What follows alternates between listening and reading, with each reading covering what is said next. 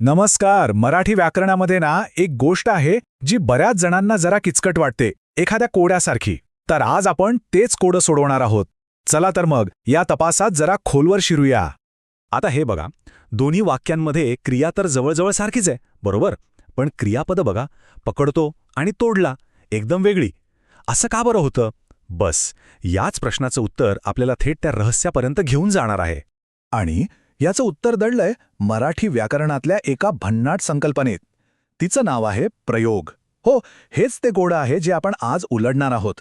बरं, हे रहस्य उलगडण्याच्या आधी आपल्याला या गोष्टीतले जे मुख्य खेळाडू आहेत किंवा म्हटलं तर पात्र आणि काही महत्वाचे क्लूज ते समजून घ्यावे लागतील. तर प्रयोग म्हणजे नेमकं काय? अगदी सोप्या भाषेत सांगायचं झालं तर वाक्यातला कर्ता, कर्म आणि क्रियापद या तिघांचं एकमेकांशी जे नातं असतं, जी काही मांडणी असते, त्यालाच प्रयोग म्हणतात. सगळा खेळ यांच्या टीमवर्कचा आहे. चला आता भेटूया आपल्या 3 मुख्य पात्रांना. पहिला आहे कर्ता, म्हणजे जो ॲक्शन करतो. दुसरा आहे कर्म, ज्याच्यावर ॲक्शन होते. आणि तिसरा अर्थातच क्रियापद, जी ती ॲक्शन दाखवते. प्रयोग समजण्यासाठी हे तिघेही सुपर इम्पॉर्टंट आहेत. पण या सगळ्यामधला सगळ्यात मोठा म्हणजे सगळ्यात महत्त्वाचा सुगावा कोणता असेल, तर तो म्हणजे वाक्य सकर्मक आहे की अकर्मक हे ओळखणं. हे कळल्याशिवाय प्रयोगाचं रहस्य उलगडणं जवळजवळ अशक्य आहे. फरक खूप सोपा आहे बघा. सकर्मक वाक्यात क्रिया करणारा म्हणजे जसे इथे पक्षी आणि ज्याच्यावर क्रिया होते म्हणजे मासा, हे दोघे वेगळे असतात. या उलट अकर्मक वाक्यात क्रिया करणारी ती आणि ती क्रिया भोगणारी सुद्धा तीच आहे. हा छोटासा फरक लक्षात आला ना की पुढचा तपास एकदम सोपा होऊन जातो. आता काही गुप्त नियम म्हणजे आपल्या तपासाचे नियम. नियम नंबर 1, ज्या शब्दाला प्रत्यय लागलेला असतो तो एकदम शांत बसतो, त्याचा क्रियापदावर काहीही परिणाम होत नाही. आणि नियम नंबर 2, ज्या शब्दाला प्रत्यय नसतो तोच खरा बॉस असतो, तोच क्रियापदाला कंट्रोल करतो. हे 2 नियम डोक्यात फिट बसले की झालं. चला तर मग आपल्या तपासाची पहिली केस सुरू करूया. या प्रकारामध्ये ना सगळी सूत्र कर्त्याच्या हातात असतात आणि म्हणूनच याला म्हणतात कर्तरी प्रयोग. या प्रयोगाला ओळखणं तर अगदीच सोपं आहे. यात कर्त्याला कुठलाच प्रत्यय नसतो आणि तोच वाक्याचा हिरो असतो.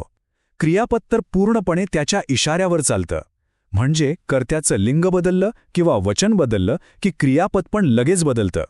हे बघा इथे, कर्ता लता जी स्त्रीलिंगी आहे, तेव्हा क्रियापद आहे लिहिते. पण आपण कर्ता बदलून तो केला जो पुल्लिंगी आहे, तर क्रियापद लगेच बदलून लिहितो झालं.